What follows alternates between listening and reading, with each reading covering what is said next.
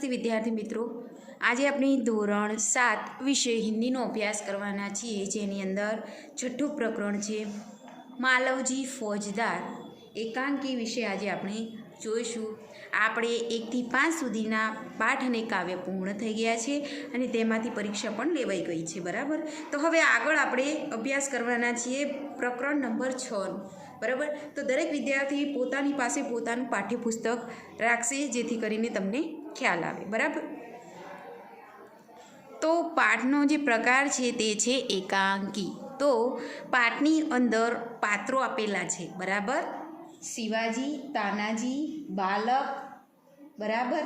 તો આ જે 3 પાત્રો આપેલા છે તેઓનો અંદર જે સંવાદ થાય છે અને તે દ્વારા જે એકાંકીની રજૂઆત કરી છે તેના વિશે આપણે જોઈશું। તો પ્રસ્તુત एकांकी में एक छोटे बालक मालवजी फौजदार की निर्भयता, प्रतिज्ञा पालन, કર્તવ્ય ભાવના और માતૃ પ્રેમ પ્રસ્તુત કિયા ગયા હૈ।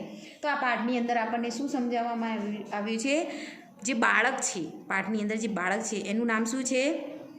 માલવજી ફોજદાર, બરાબર।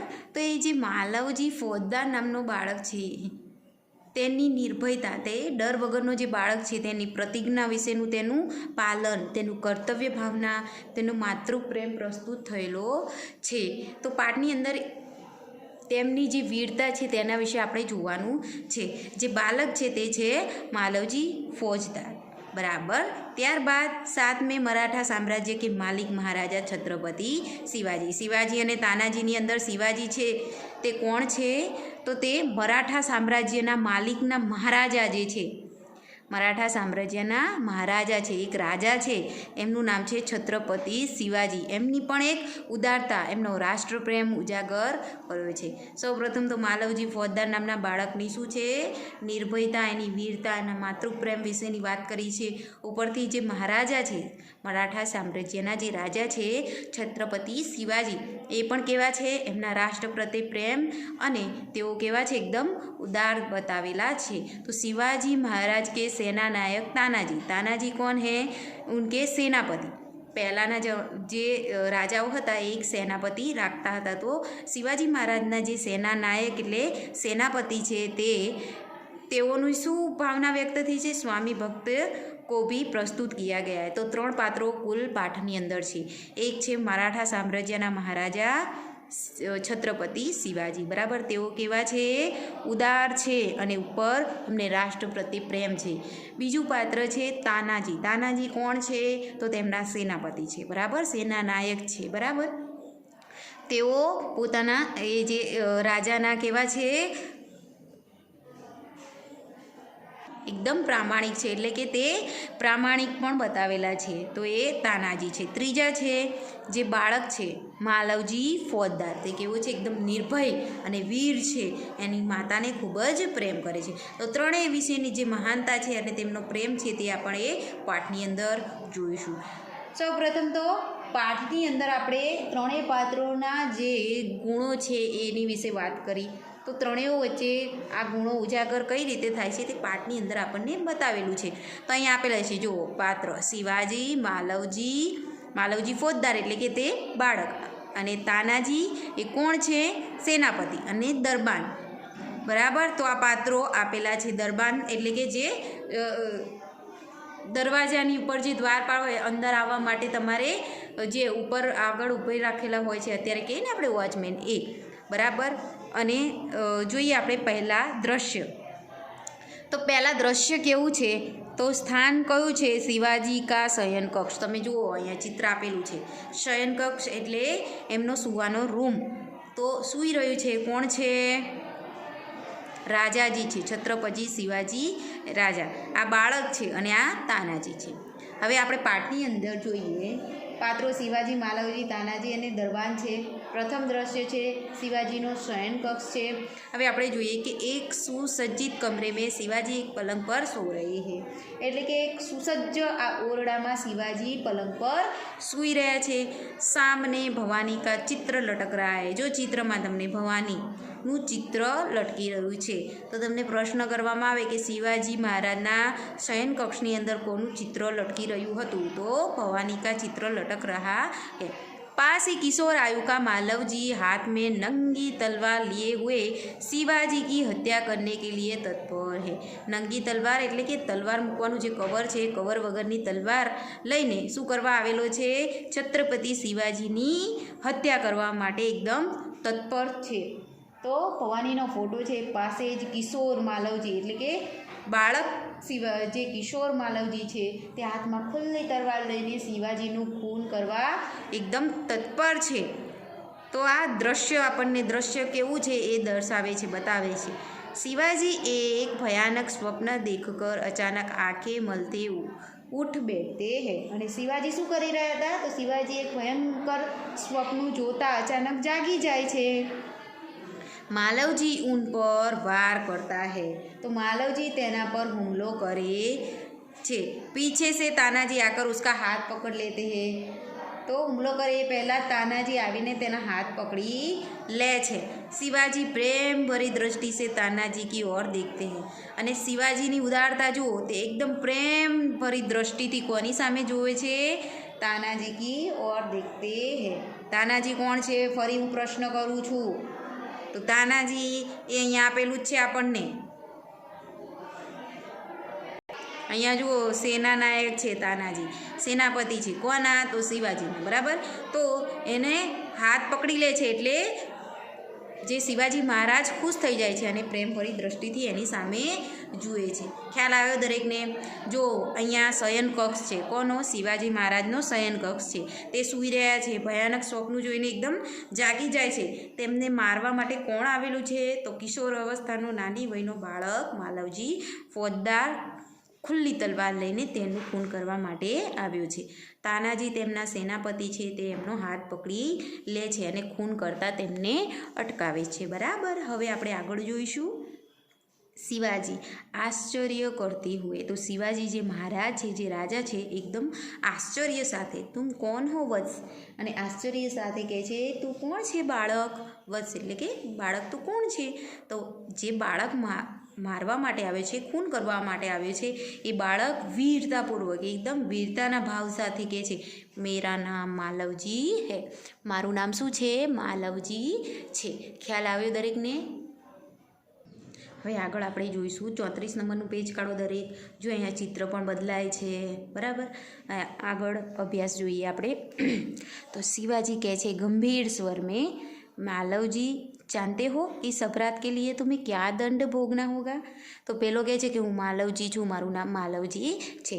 તો એક રાજાની હત્યા કરવા માટે જુઓ તમે આ બાળકની સાહસ જુઓ, ખુલ્લેઆમ ખુલ્લી તલવારને લે શિવાજી મહારાજ જે મરાઠા સામ્રાજ્યના રાજા છે એને મારવા માટે આ માલવજી નામનો જે નાની વયનો બાળક છે એ ખુલ્લેઆમ આવ્યો હતો।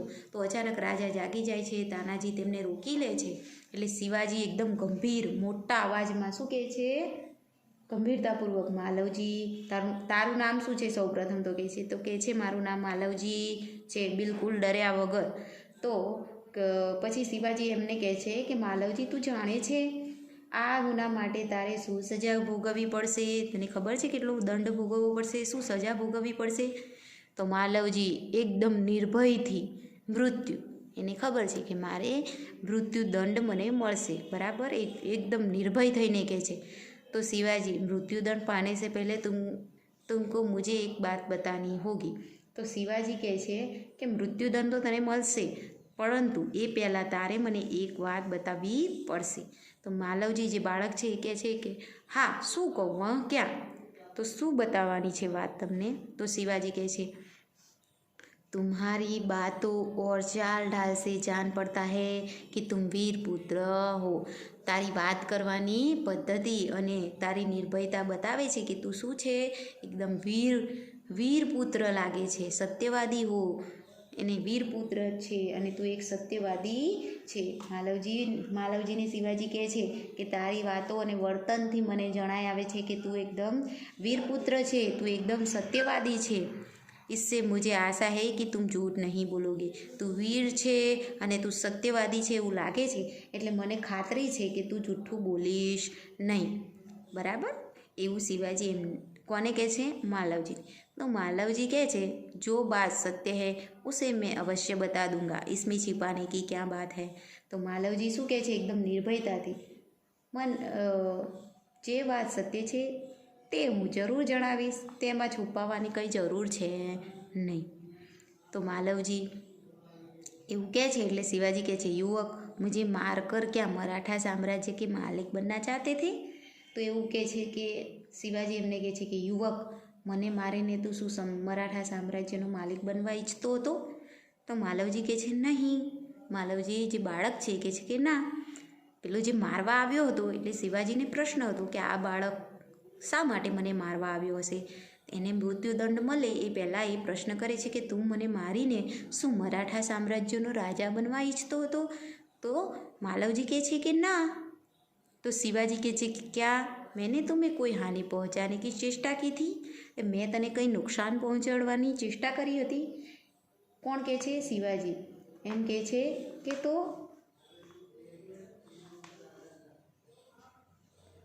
शू मैं तारी कोई नुकसान कर्યું છે? तने नुकसान पहुँचवानो मैं प्रयत्न करेलो छे? क्या मैंने कभी राष्ट्र की प्रतिष्ठा पर धब्बा लगाया है? शू मैं राज्यनी आबरू पर कई कलंक लगाड्યું છે? तो तू माराथी नाराज छे એટલે મને મારવા આવ્યો છે કે મેં તને કંઈ નુકસાન પહોંચાડ્યું છે, રાજ્યની આબરૂને કંઈ કલંક પહોંચાડ્યું છે, તો તું મને કેમ મારવા આવે છે? એની પાછળનું કારણ શું છે? તો માલવજી કહે માલવજી જે બાળક છે કહે છે મહારાજ યહ સબ કુછ નહીં હૈ, કહે છે કે મહારાજ આમાંનું કશું છે નહીં। शिवाजी फिर तुम्हारे मन में क्या बात थी? तो कहे छे तो तारा मन में शू बात थी? मालवजी तो पेलो मालवजी जो बाळक छे कहे छे यदि आप पूछते ही है तो सुनिए, अगर तमे पूछो छो, तमे मने पूछो छो प्रश्न तो हूँ मारो जवाब तमे सुनिए, सांभळो। मेरे पिता आपकी सेना में सिपाही थे। मारा पिताजी तमारा लश्कर में शू हता? सैनिक हता। बराबर। सौ प्रथम जे प्रश्नों पूछ्या कोणे? शिवाजीए। कोने पूछ्या? मालवजी ने। मालवजी जे बाळक छे एने कि मैं तने कोई हानि पहोंचाड़ी छे, राज्यनी आबरूने कलंक पहोंचाड्યું છે, તું મને શા કારણથી મારવાની પ્રયત્ન કરતો હતો? તો એ બધી વસ્તુ ના પાડે છે માલવજી અને પછી સાચું કારણ બતાવે છે કે મારા પિતાજી તમારી સેનામાં શું હતા? લશ્કરમાં સૈનિક હતા। उन्होंने देश की रक्षा के लिए अपने प्राण न्यौछावर कर दिए। शू कहे छे कि मारा पिताजी आपना लश्कરમાં સૈનિક હતા, તેમણે દેશનું રક્ષણ કરતાં કરતાં પોતાનું બલિદાન આપી દીધું। आज उनको मरे हुए 2 वर्ष हो गए। आज एमने मर्या કેટલા वर्ष થઈ ગયા છે? 2 वर्ष થઈ ગયા છે। इस समय घर में मैं और मेरी माता केवल 2 प्राणी हैं। અને આજના અત્યારે ઘરમાં હું અને મારી માતા 2 જણા છીએ। आज 3 महीनों से हम दोनों को पेट पर अन्न मिलना दुभर हो गया है। तो शू कहे छे कि 3 महीनाथी अमे बंनेना अन्नना सांसा पड़वा लाग्या छे।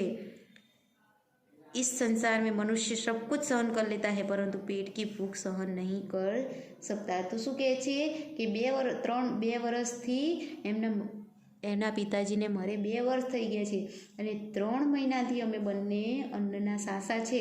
दुनियामां माणस बधुं सहन करी शके परंतु भूख सहन करी शकतो नथी।